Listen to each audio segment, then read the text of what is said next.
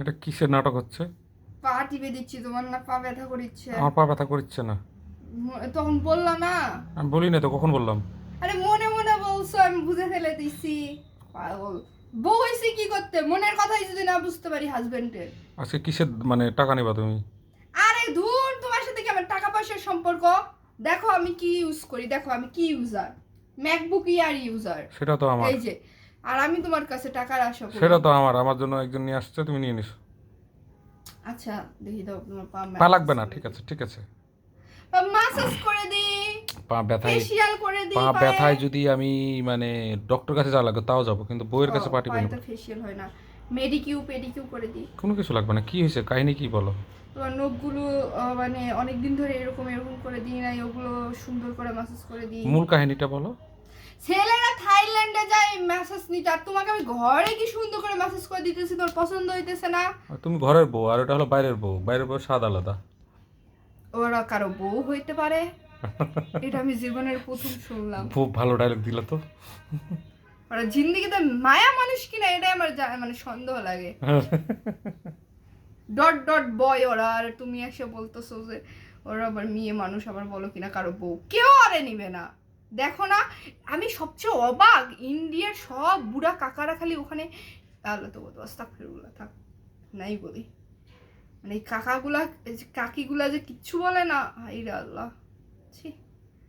এই জন্য তো আমি আমার হাজবেন্ডের একা ছাড়ি নাই, আমি নিজে নিয়ে গেছি, আবার আমি নিজে ফেরত নিয়ে আনছি।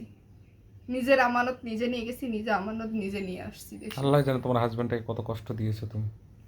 জিন্দেগিতে আমার হাজবেন্ডের কোনো আফসোস নাই, আর আমার হাজবেন্ড ওই ধরনের মেয়েদের দিক তাকায়ও না, বুঝছো?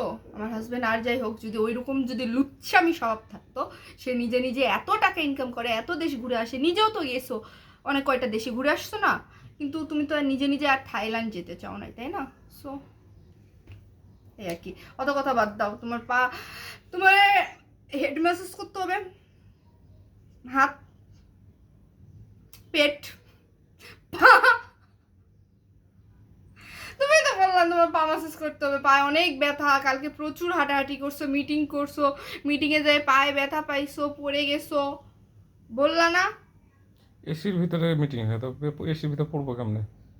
চেয়ার থেকে পড়ে গেছো। আচ্ছা, তোমার কি মূল ফ্রেন্ড, কাহিনীটা শেষ কর, কি হয়েছে মূল কাহিনী কি? মূল কাহিনী হচ্ছে, দেখো তোমারে আমি এভাবে হাত পা না না ম্যাসাজ না, মানে করে তোমার মূল দিচ্ছি, কাহিনীটা, হ্যাঁ।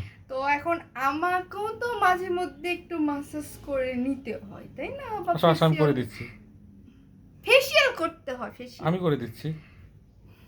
হলুদের বাটা দিয়ে ফেসিয়াল করে দিবা? হ্যাঁ, এখন পার্লারে যাওয়া, এই তো।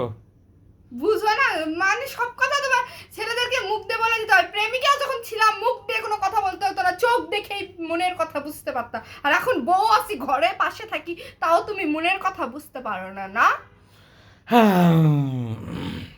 ছেলেরা কি সুন্দর ডায়লগ দাও, আমি আমার গার্লফ্রেন্ডের চোখ দেখলেই বুঝতে পারি ও আমাকে মিথ্যা বলছে না সত্য বলছে, আর ফেস দেখলেই আমি মনের কথা বুঝতে পারি। এখন কই গেল সেগুলা, মনের কথা, চোখের কথা, মুখের কথা, ভাষা কই গেল, এগুলো ভাষা কই গেল? ভাল লাগে না। ঝগড়াতে চলে যাচ্ছে এখন, ঠিক আছে। না, ঝগড়াতে যাচ্ছি না, আমি বলতে চাচ্ছি যে আমারও